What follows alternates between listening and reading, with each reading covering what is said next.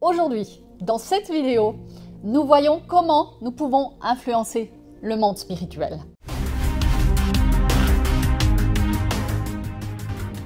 Bienvenue, bienvenue mon chéri, bienvenue à chacun de vous. Alors, comment est-ce que nous pouvons influencer le monde spirituel qui nous entoure? Comment est-ce que moi, je peux influencer ce monde? C'est une bonne question. Alors, tout d'abord, il faut savoir qu'il y a des combats qui ne sont pas les nôtres, qui ne sont pas les tiens. Nous avons tous une vie différente, des responsabilités forcément différentes et nous n'avons pas tous les mêmes combats à mener. Le combat de Paul n'est pas le combat de Jacques. Exact, ouais. Le combat de Mathieu n'est pas le combat de Serge et Fabienne. Alors il y a un combat quand même que nous avons tous en commun, c'est le combat de notre foi.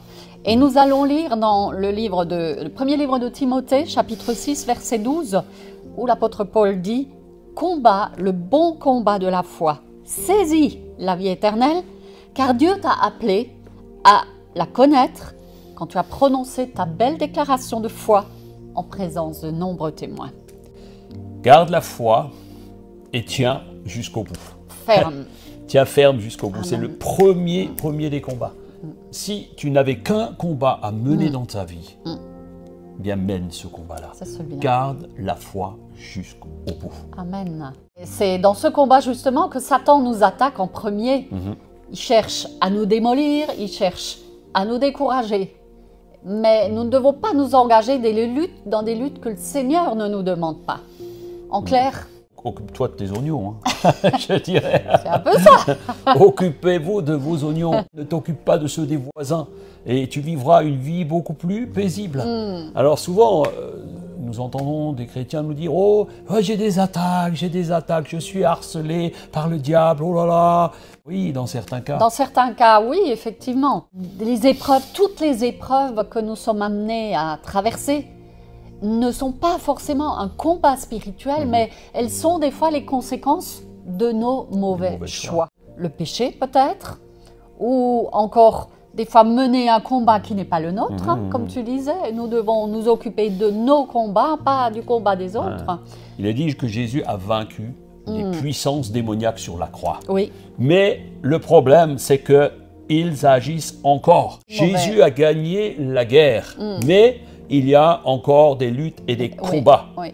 Et on pourrait le comparer à une guerre, où il y a eu des victoires qui ont été remportées. Mais lorsque les Américains sont arrivés sur le sol français en juin 1944, les Allemands savaient qu'ils avaient perdu la guerre. Oui, exact. Mais ce n'est pas pour autant qu'ils ont battu en retraite, ce n'est pas pour autant qu'ils ont été vaincus. Ils ont continué le combat jusqu'au bout.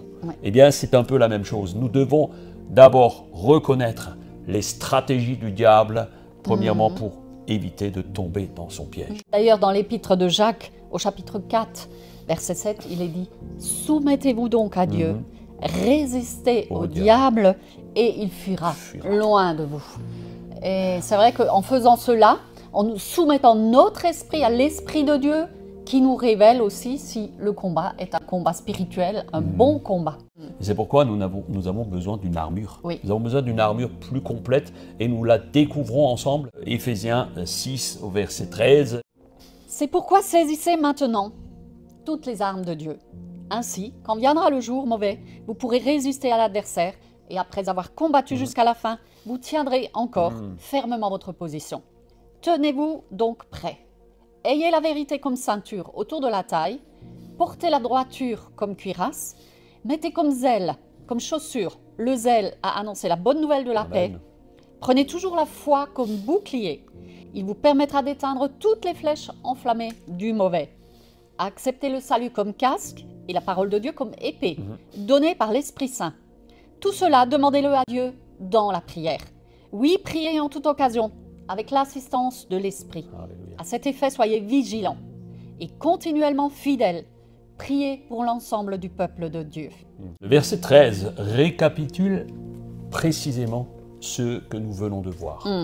C'est pourquoi saisissez maintenant toutes les armes de Dieu. Oui. Et quand viendra le jour mauvais, vous serez capable de résister à l'adversaire, l'ennemi de votre âme, le diable.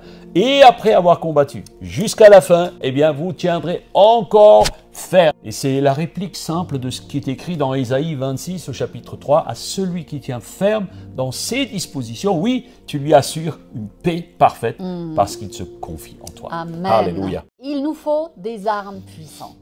Et il faut savoir qu'aucune arme humaine ne pourra vaincre dans le monde spirituel, puisqu'il est dit, nous n'avons pas à lutter contre la chair et le sang.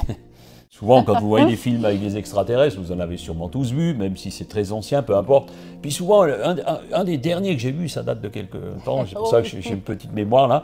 Mais je me souviens que, en fait, il y a les extraterrestres, je crois que c'était Independence Day, je suis pas sûr, qui descendent, et puis tu as l'armée américaine avec des fusils, des chars, ils avaient toutes sortes de choses, des canons, mais en fait, ils leur tiraient dessus, mais rien ne les détruit. et parfois, leur tire dessus, boum, on les a eus. Et maintenant, tout d'un coup, ils sont complètement désagrégés. Tu vois une petite fumée, puis ils se relèvent 2 fois plus fort. Eh bien, c'est exactement un petit peu ce que les chrétiens peuvent vivre avec les puissances démoniaques. Ne vous y trompez pas, mes amis. Ne vous trompez jamais d'armes. Le terrain est miné. Et nous devons nous saisir des armes de Dieu. Amen. Pas des armes de la terre. de la terre. Les armes de la terre qui sont utilisées dans les guerres aujourd'hui, c'est les fusils, les bombes, les grenades. Mais malheureusement, souvent le chrétien utilise lui aussi une arme de destruction massive du monde. Ouais. C'est les mots. Les mots. Et c'est triste, c'est triste. Faisons très attention aux mots que nous utilisons, parce qu'ils peuvent détruire comme construire, nous l'avons lu plusieurs fois dans les Proverbes. Et c'est pourquoi nous pouvons et nous devons utiliser la parole de Dieu pour faire fuir l'ennemi, pour le décourager. Mais notre vie doit être conforme d'abord. Voilà, elle doit d'abord être conforme à la parole de Dieu. Très bien ce que tu viens de dire, les fils de Séva. Oui. Lorsque c'était des magiciens, des gens un peu bizarres, ils ont vu que Paul chassait les démons, ils ont vu que les disciples faisaient toutes sortes de choses. Et ils voulaient faire la même chose. Et ils se sont dit, waouh, c'est génial, on veut faire la même chose. Et puis ils ont commencé à vouloir chasser les démons. Et tout d'un coup, un démon se retourne contre eux et il leur dit, je connais Jésus. Oui. Je sais qui est Paul, mais toi, vous êtes qui? Et puis ils se sont pris une raclée. Ils se sont retrouvés tout nus devant le démon parce que, en fait, ils avaient les mots, mais n'avaient pas l'autorité. Et l'autorité, nous l'avons parce que nous conformons notre vie à la parole de Dieu. Il nous faut savoir qui nous sommes en Jésus-Christ. C'est la base même du combat. N'allez pas au combat en sandales. Non, il y a un équipement. Il y a 2 façons de lutter. La première des choses, lutter, c'est se confronter à l'ennemi au nom de Jésus. Je te résiste. Ça, c'est la première chose. Résister, comme on l'a lu tout à l'heure dans Jacques. Résister. Et résister, c'est se soumettre, se repentir. C'est élever le nom de Jésus et proclamer les promesses de la parole de Dieu. Amen. Se soumettre à la vie que Dieu a prévue pour nous. C'est ça. La première des choses. La deuxième, c'est de savoir utiliser les armes de Dieu. Toutes les armes.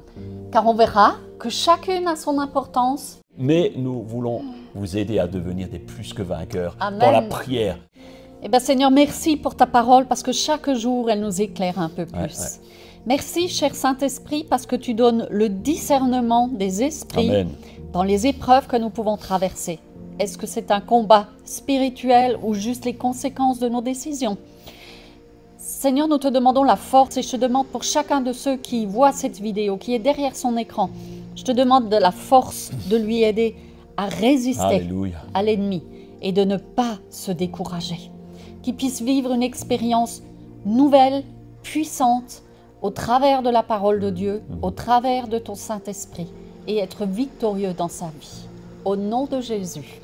Amen. Nous espérons que cela a contribué à amener une petite pierre à nouveau à vos connaissances. On vous bénit. N'oubliez pas de liker cette vidéo. Mettez-nous aussi en commentaire. Peut-être vous avez vécu une expérience de combat spirituel pour vous-même. Prenez soin de vous. Prenez soin de votre âme et on vous dit à la prochaine. À bientôt. À bientôt.